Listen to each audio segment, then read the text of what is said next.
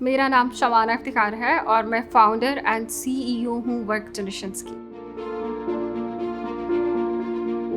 Work generations को start करने की सबसे बड़ी वजह एक सोच थी कि women should be financial independent, ताकि फैमिली सिस्टम में वैल्यू ऐड कर सकें। उसके अलावा अगर हम थोड़े टाइम के बाद मूव फॉरवर्ड करते हैं तो to create opportunities for young womens and young graduates, ताकि अपकमिंग चैलेंजेस को जो कि उनको फाइनेंशियल प्रॉब्लम की वजह से फेस करने पड़ सकते हैं तो वो टाइमली प्रिपेयर्ड हो। ख़वातीन का स्टेम फील्ड में आना बहुत क्रूशल है। As a head of organization मैं रिकमेंड भी करती हूँ और हम लोग इस चीज़ पे काम भी करते हैं कि बच्चियों को या ख़वातीन को हम लोग एजुकेट करें कि आपके लिए टाइमली स्किल सेट को इन्हांस करना और इमर्जिंग टेक्नोलॉजीज़ की तरफ आना कितना ज़रूरी है, क्योंकि future is all about stem और इमर्जिंग टेक्नोलॉजीज़।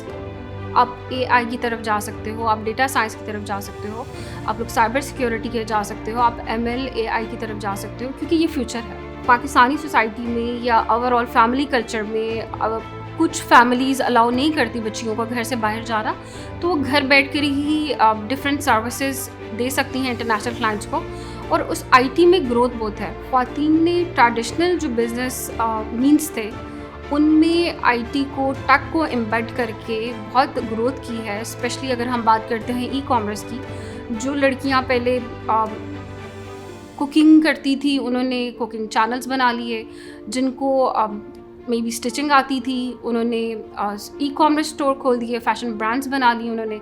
इसके अलावा जिनको राइटिंग आती थी, कंटेंट राइटिंग, उन्होंने ब्लॉग राइटिंग स्टार्ट कर दी, एसईओ करना स्टार्ट कर दिया और उन्होंने बहुत ज़्यादा माशाल्लाह ग्रो किया।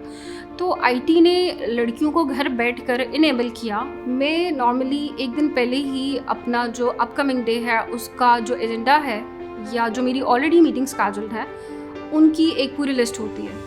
उस लिहाज से मैं अपना डे डिज़ाइन करती हूँ कि मेरे किन क्लाइंट के साथ, क्योंकि हमारे बहुत से क्लाइंट ऐसे हैं जिनके साथ मेरी 1-to-1 मीटिंग होती है being a head of the organisation.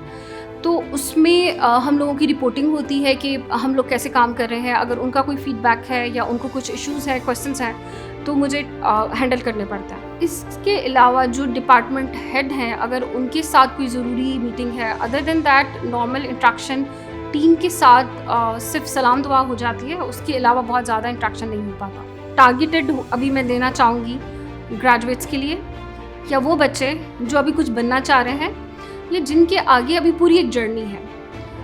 जो मेन मैसेज है, प्रोफेशनलिज्म मैटर्स, लेकिन आपकी कोर वैल्यूज़ मैटर्स टू। अगर आप कोर वैल्यूज़ को, एथिकल वैल्यूज़ को बाईपास करके आपको लगता है कि आप सक्सेस की हाइट पे चले जाओगे, इट माइट बी टेम्परेरी। क्योंकि आईटी इंडस्ट्री और टेक इंडस्ट्री में जितना स्कोप है, जितना मार्जिन है, जितना फाइनेंशियल फ्रीडम है, उसके लिए उतना ही कंपटीशन भी है। आपको टाइम टू टाइम जैसे जैसे इनोवेशन हो रही है, जैसे जैसे नई टेक्नोलॉजीज़ आ रही हैं, अगर आप टाइमली अपने आप को एम्बेड नहीं कर रहे हो सिस्टम में तो यू वुड सफ़र। तो बहुत ज़रूरी है अपने आप को अप टू डेट रखना, नई स्किल सेट सीखना और उनको इम्प्लीमेंट करना और अपने नेक्स्ट 5 ईयर्स को प्लान करके चलना।